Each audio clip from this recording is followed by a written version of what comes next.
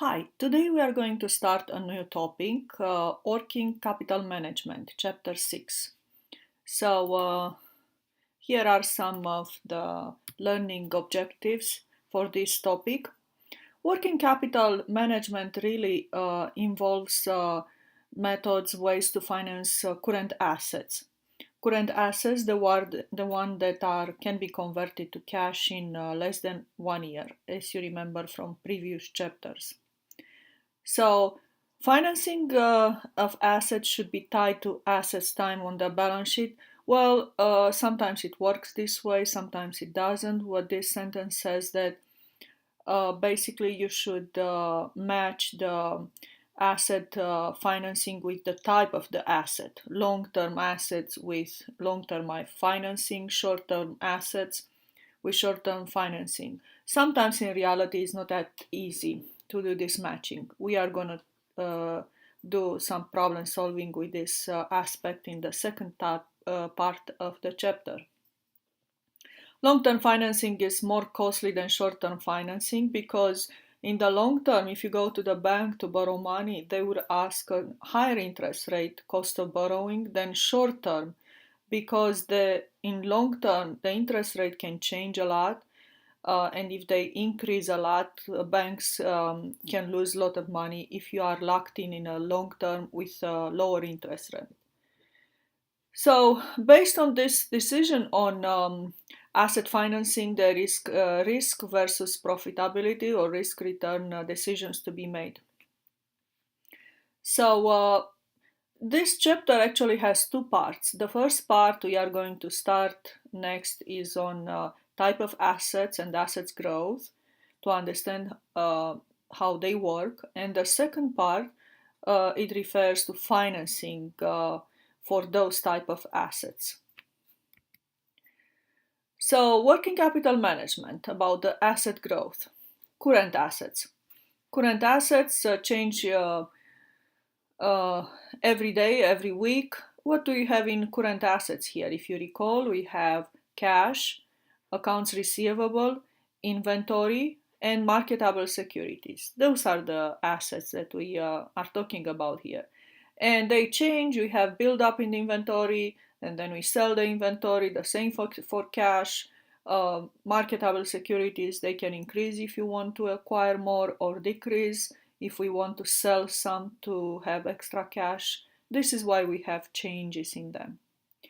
And then when it comes to short decision with working capital, we have to, if we want to expand our business to grow, then we need more of those assets. So we might have to borrow money to make sure we grow, to invest in long-term equipment, capital, land. So now we are looking into planning, into matching as close as possible the production with sale forecast. That's not an easy task. The better the sales forecast for the future, the better off you are in terms of not much build up into your goods and inventory. If you sell much less than what you forecasted, then you are going to be stuck, your money is going to be stuck in unsold merchandise. And then if you want to reduce the price for the goods to sell them, then you make less profits. This is why very important is a good matching of production schedule for the future with sales forecast. Now, looking into the firm's current assets, we have two types of current assets. One, they are called self-liquidating current assets, the ones that grow and then we use them up, they build them up constantly. And in time, if the company grows, then we have some build up in those current assets. This is why they are called permanent current assets. And this is how it works on a graph.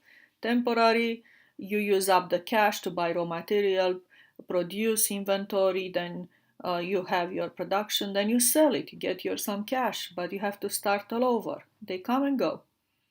Now, some of these current assets in time, they become permanent. This area over here, because you build up some extra cash, some extra inventory, buy some marketable securities, your accounts receivable is increasing.